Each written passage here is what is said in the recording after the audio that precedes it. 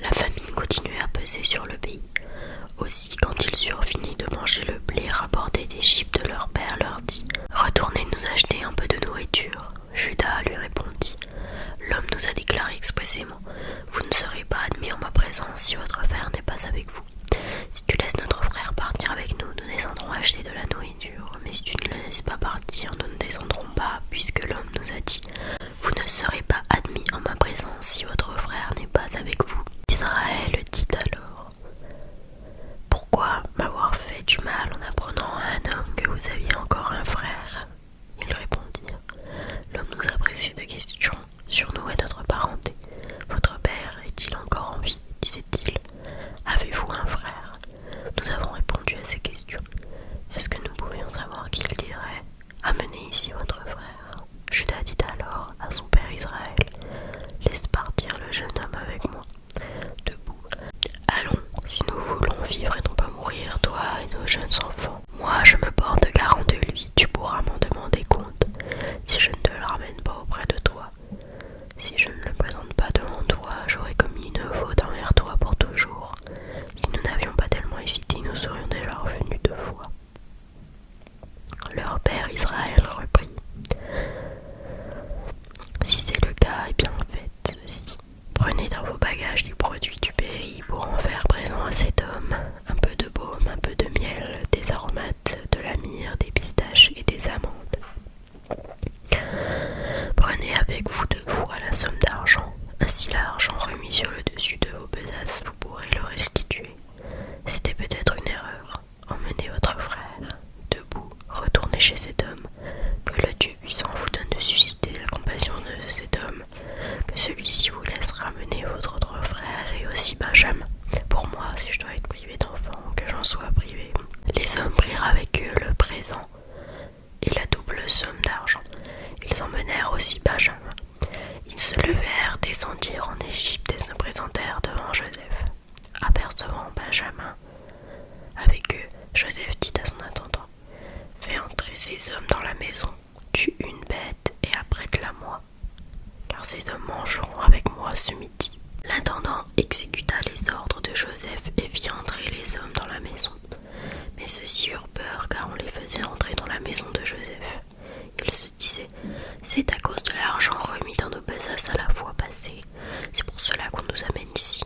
Ils vont se ruer sur nous, tomber sur nous, nous garder comme esclaves avec nos ânes.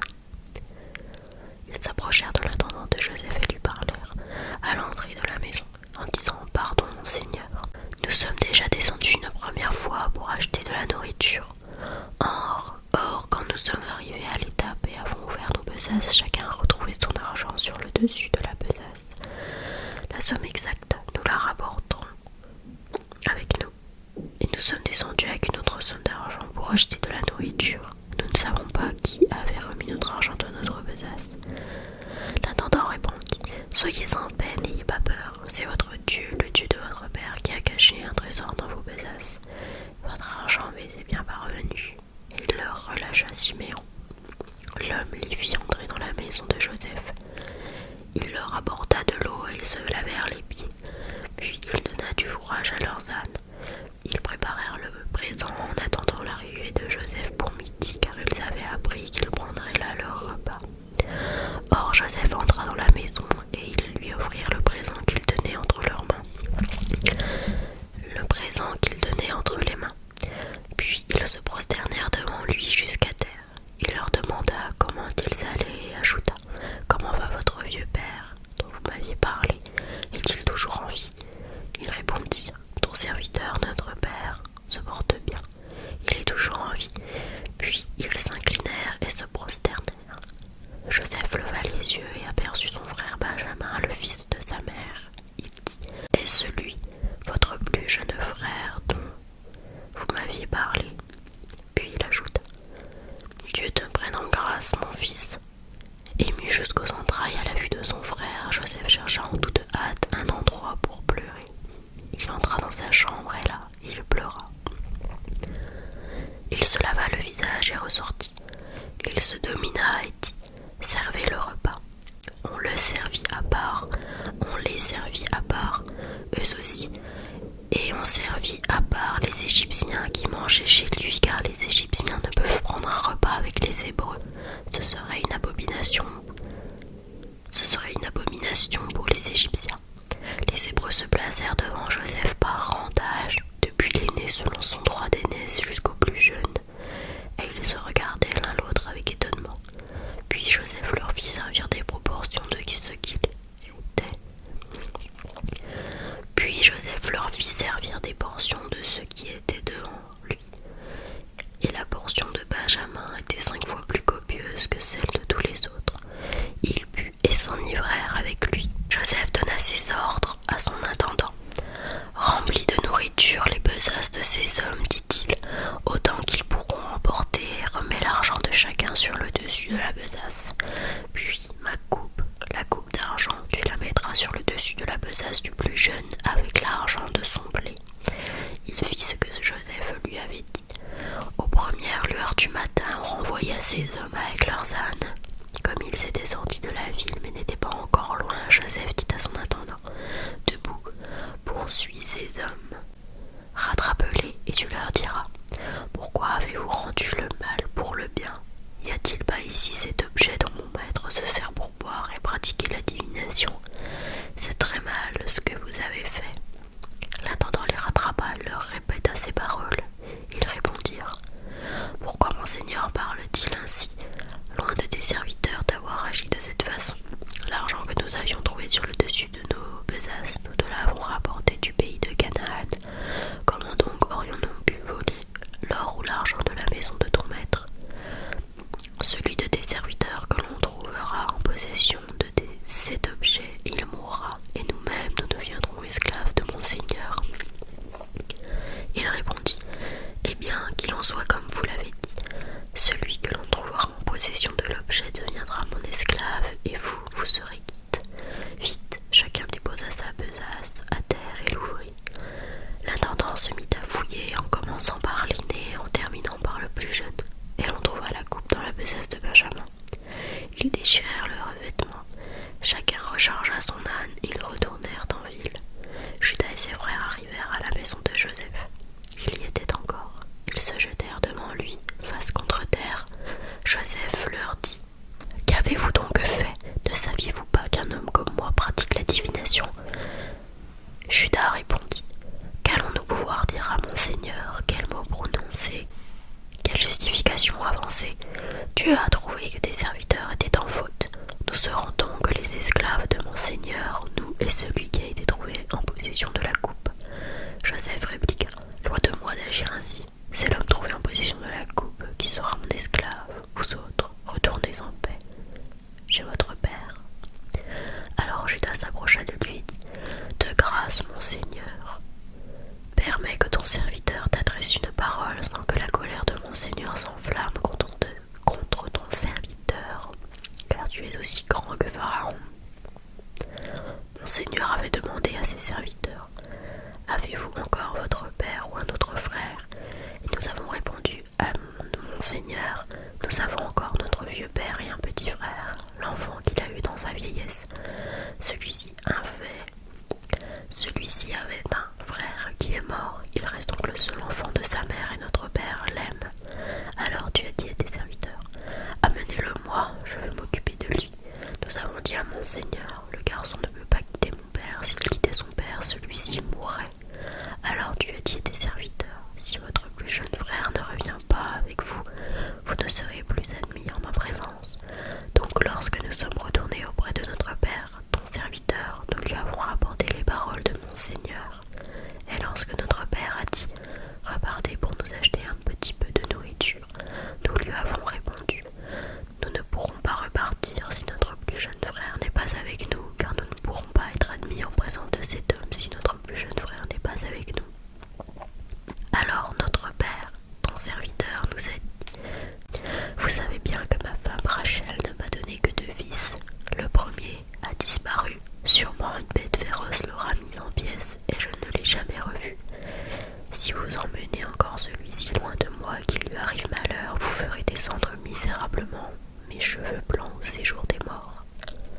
Maintenant, si je retourne sans le garçon chez mon père, ton serviteur,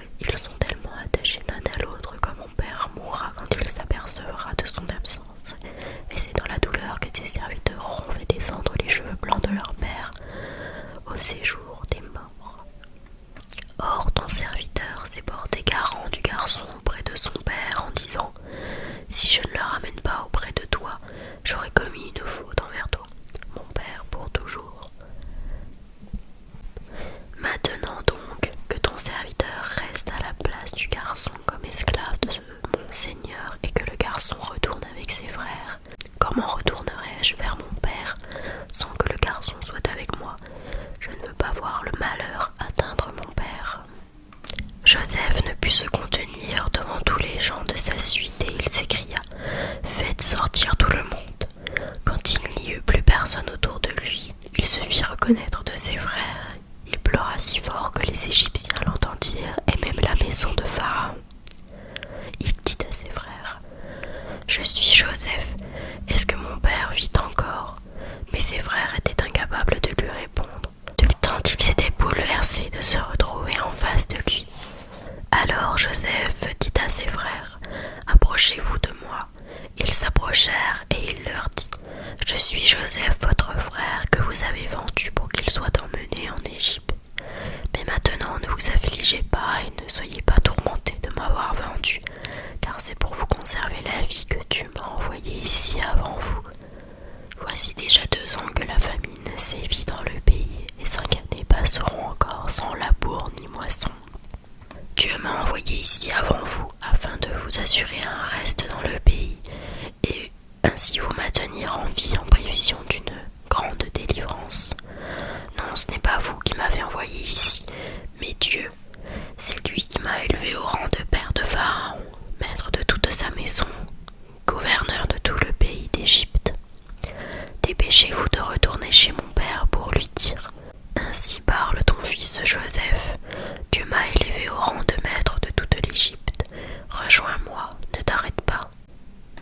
Tu habiteras le pays de Goshen. Tu seras près de moi, toi, tes fils, les fils de tes fils, ton petit, ton gros bétail, tout ce qui t'appartient. Vous le voyez de vos yeux, et mon frère Benjamin le voit aussi. C'est bien ma bouche qui vous parle. Vous rapporterez à mon père tout le prestige que j'ai en Égypte et tout ce que vous avez vu. Dépêchez-vous d'amener mon père ici. Il se jeta au cou de son frère Benjamin et pleura. Et Benjamin pleura dans ses bras. Il embrassa tous ses frères en les couvrant de larmes. Puis tous ses frères se mirent à converser avec lui. La rumeur se répandit dans la maison de Pharaon. On disait: Les frères de Joseph sont arrivés. Pharaon et ses serviteurs virent cela d'un bon œil. Pharaon dit à Joseph: Dites à tes frères, faites ceci, chargez vos bêtes et partez, rentrez au pays de Canaan, puis prenez votre père et vos familles et revenez chez moi pour que je vous offre ce qu'il y a de mieux au pays d'Égypte et que vous mangiez les meilleurs produits du pays. Quant à toi, transmets-leur cet ordre. Faites ceci au pays d'Égypte, procurez-vous des chariots pour vos jeunes enfants et vos femmes, amenez votre père et revenez. Ne jetez pas un regard désolé sur vos affaires, car tout ce qu'il y a de mieux dans le pays d'Égypte vous appartiendra. Ainsi firent les fils d'Israël. Sur l'ordre de Pharaon, Joseph leur donna des chariots et des provisions de route. Il distribua à chacun des vêtements de rechange, mais à Benjamin, il donna 300 pièces d'argent et 5 vêtements de rechange. Il envoya également à son père 10 ânes chargés de ce qu'il y a de mieux en Égypte, et 10 ânesses chargées de froment, de pain et de vivres pour le voyage de son père. Puis il renvoya ses frères qui se mirent en route. Joseph leur avait dit: Ne vous disputez pas en chemin. Ils remontèrent donc d'Égypte et arrivèrent au pays de Canaan chez leur père Jacob. Ils lui annoncèrent la nouvelle: Joseph est encore vivant, et c'est lui qui est gouverneur de tout le pays d'Égypte. Mais le cœur de Jacob demeurait insensible car il ne les croyait pas. Alors ils lui répétèrent toutes les paroles que Joseph leur avait dites, et Jacob vit les chariots que Joseph avait envoyés pour le transporter. Alors l'esprit de leur père Jacob reprit vie. Israël s'écria: Il ne m'en faut pas plus. Mon fils Joseph est encore vivant. Je veux partir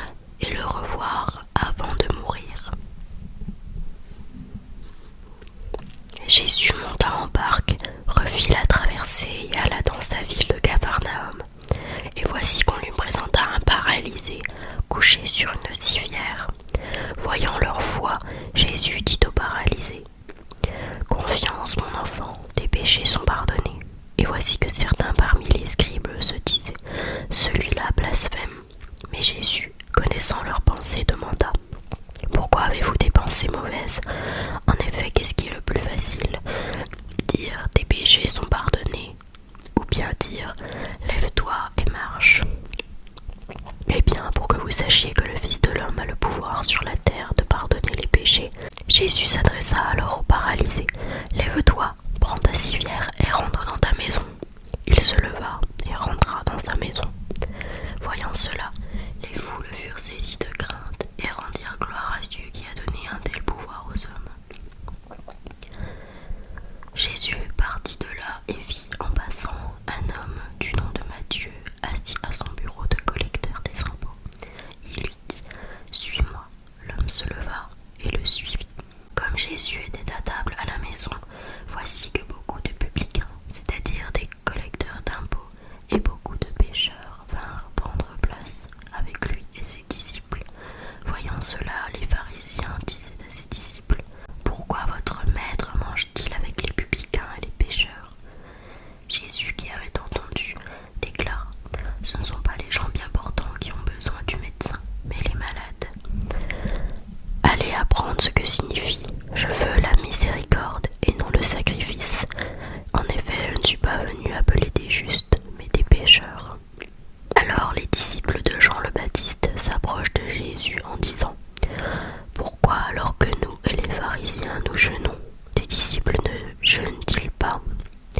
Jésus leur répondit: Les invités de la noce pourraient-ils donc être en deuil pendant le temps où l'époux est avec eux? Mais des jours viendront où l'époux leur sera enlevé, alors ils jeûneront. Et personne ne pose une pièce d'étoffe neuve sur un vieux vêtement, car le morceau ajouté tire sur le vêtement et la déchirure s'agrandit. Et on ne met pas du vin nouveau dans de vieilles outres. Autrement, les outres éclatent, le vin se répand et les outres sont perdues. Mais on met le vin nouveau dans des outres neuves et le tout se conserve.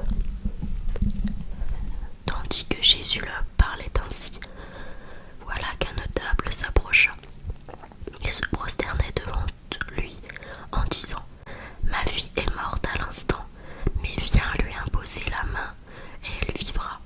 Jésus se leva et le suivit, ainsi que ses disciples. Et voici qu'une femme souffrant d'hémorragie depuis 12 ans s'approcha par derrière et toucha la frange de son vêtement, car elle se disait en elle-même: Si je parviens seulement à toucher son vêtement, je serai sauvée.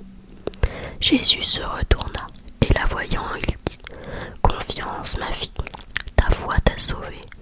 Et à l'heure même, la femme fut sauvée. Jésus, arrivé à la maison du notable, vit les joueurs de flûte et la foule qui s'agitait bruyamment. Il dit alors: Retirez-vous, la jeune fille n'est pas morte, elle dort. Mais on se moquait de lui. Quand la foule fut mise dehors, il entra, lui saisit la main, et la jeune fille se leva. Et la nouvelle se répandit dans toute la région. Tandis que Jésus s'en allait, 2 aveugles le suivirent en criant: Prends pitié de nous, fils de David. Quand il fut entré dans la maison, les aveugles s'approchèrent de lui et Jésus leur dit: Croyez-vous que je peux faire cela? Ils lui répondirent: Oui, Seigneur. Alors il toucha leurs yeux en disant: Que tout se passe pour vous selon votre foi. Leurs yeux s'ouvrirent et Jésus leur dit avec fermeté: Attention, que personne ne le sache. Mais une fois sortis, ils parlèrent de lui dans toute la région. Ils sortirent donc, et voici qu'on présenta à Jésus un possédé qui était sourd-muet. Lorsque le démon eut été expulsé, le sourd-muet se mit à parler. Les foules furent dans l'admiration, et elles disaient: Jamais rien de pareil ne s'est vu en Israël. Mais les pharisiens disaient: C'est par le chef des démons qu'il expulse les démons. Jésus Jésus parcourait toutes les villes et tous les villages, enseignant dans leurs synagogues, proclamant l'évangile du royaume et guérissant toute maladie et toute infirmité. Voyant les foules, Jésus fut saisi de compassion envers elles parce qu'elles étaient désemparées et abattues comme des brebis sans berger. Il dit alors à ses disciples: « La moisson est